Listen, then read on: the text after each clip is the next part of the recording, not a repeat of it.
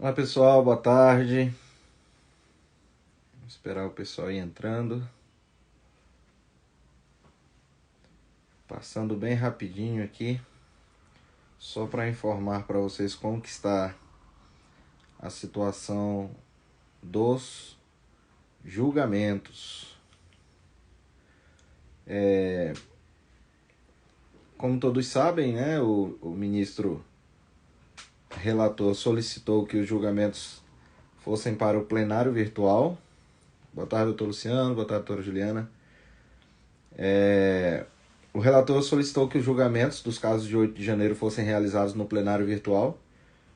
Infelizmente, isso incluiu também um processo que nós estamos atuando, que já estava na pauta do plenário físico e foi retirado, foi levado para o plenário virtual.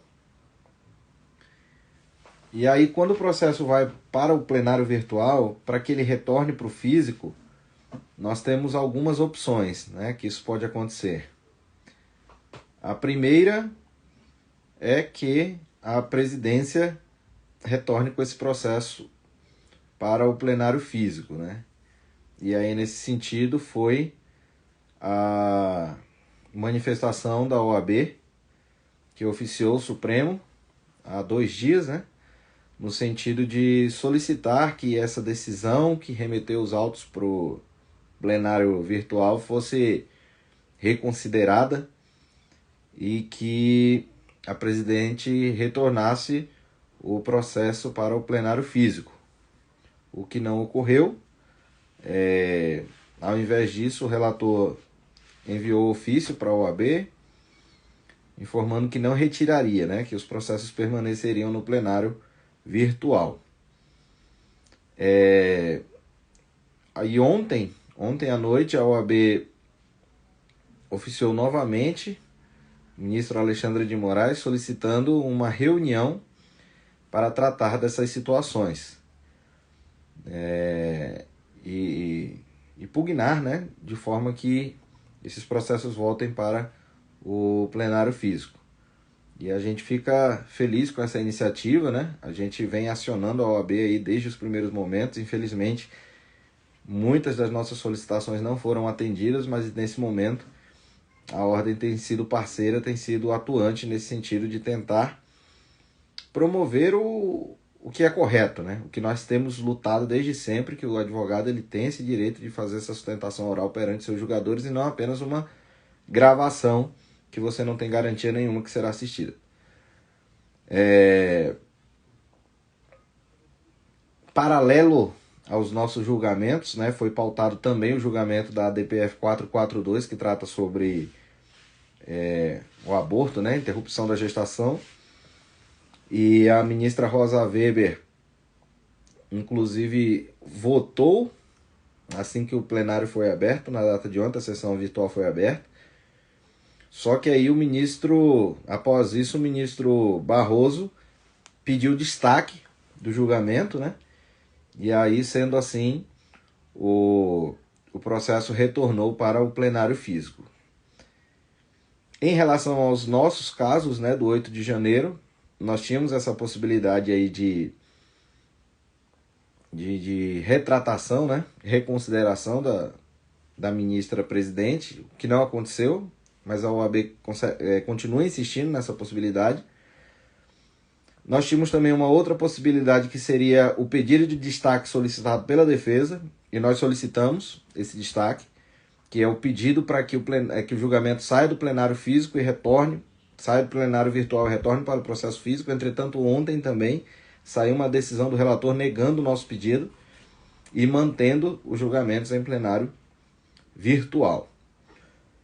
Agora só nos resta a última opção, né? A última opção, que é algum ministro, a exemplo do que fez o ministro Barroso ontem na DPF 442, que solicite o destaque dos julgamentos, né, desses 6 julgamentos que estão pautados aí dos casos do 8 de janeiro, e aí algum ministro solicitando esse destaque, o processo retornaria para o plenário físico, que é o nosso desejo, né? E a gente só tem a lamentar essa situação toda, porque um julgamento da proporção que está sendo esses casos do 8 de janeiro, bem como da DPF, né, que trata sobre o aborto, são ações que deveriam gozar da mais absoluta publicidade, né? A população deveria saber o que está acontecendo, deveria ter a possibilidade de assistir ali presencialmente os ministros atuando, proferindo seus votos, fazendo seus debates. E o que a gente tem visto é que há um interesse de esconder essas ações. Esconder no sentido de não dar publicidade, não permitir que a população assista ali aos julgamentos, mas que posteriormente você leia um papel ali que não é a mesma coisa. Pode se justificar, mas a ampla defesa está sendo garantida. Não está. Não é a mesma coisa. Esses julgamentos virtuais deveriam ser a exceção, foram permitidos por conta do contexto de pandemia e agora estão sendo utilizados para esconder da população os julgamentos. E a justificativa, né, da realização dessas audiências no plenário virtual é a urgência. Mas urgência para quê? Né? Vai travar a pauta do Supremo. Problema do Supremo. Quem quis atrair a competência desses processos para si foram eles. Eles que se virem para julgar, para abrir pauta, para julgar esses processos. Nós não temos culpa disso. Eu queria que meus clientes estivessem sendo julgados ali no TRF1. Já que eles insistiram em atrair a competência para si, eles que arranjem data para julgar os processos. E aí o que é que nós estamos pensando em fazer? Então, se até na segunda-feira, terça-feira, né, a gente tem aí os plenários virtuais, as sessões iniciarão na terça-feira. Então, irão até, se eu não estou enganado, na sexta. E aí, até o fim da sessão, há a possibilidade de algum ministro pedir destaque e esses julgamentos retornarem para o plenário físico. Se isso não acontecer, e os julgamentos ocorrerem em plenário virtual, o que nós vamos fazer nós vamos lá para frente do Supremo e vamos fazer as nossas sustentações lá na frente.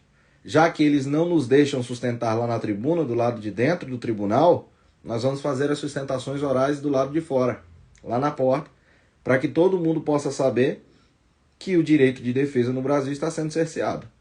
Né?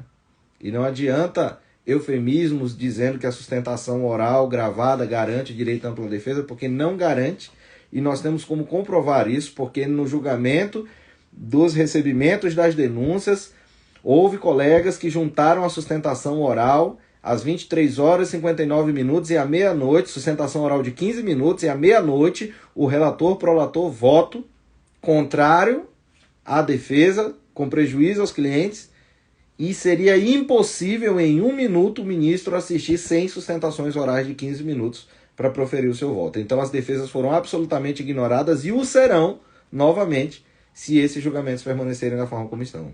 E é por isso que a gente vai continuar lutando, e se não conseguirmos, vamos nos manifestar.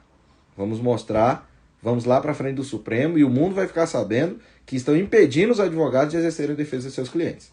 E aí é impossível que se tenha um julgamento justo a partir disso. Tá bom? Ontem nós também estivemos lá no Congresso, falamos com diversos deputados e senadores, e para a semana nós estamos aí planejando algumas ações nesse sentido também, de forma a demonstrar a gravidade do julgamento desses fatos no plenário virtual. E aí nós já estamos aí organizando algumas situações, contando com o apoio de alguns parlamentares, deputados e senadores, para que essa situação não permaneça como está, porque é impossível você acreditar que os seus clientes terão um julgamento justo da forma como está ocorrendo. Nós já não tivemos a oportunidade de defesa, a ampla defesa, que é aquela garantia constitucional. Nós já não tivemos ela. Ela foi diversas vezes violada durante esse processo. E agora, quando você chega na última fase, na última oportunidade de você fazer a defesa do seu cliente, na única oportunidade em que os julgadores poderão ouvir e saber do caso do seu cliente, uma vez que as outras manifestações que nós fizemos foram ignoradas, agravos regimentais diversos que nós fizemos sequer foram julgados, diversos pedidos, manifestações que sequer foram apreciadas. Aí agora, na última fase, em que eles teriam obrigatoriamente que ouvir as defesas, eles estão tentando evitar.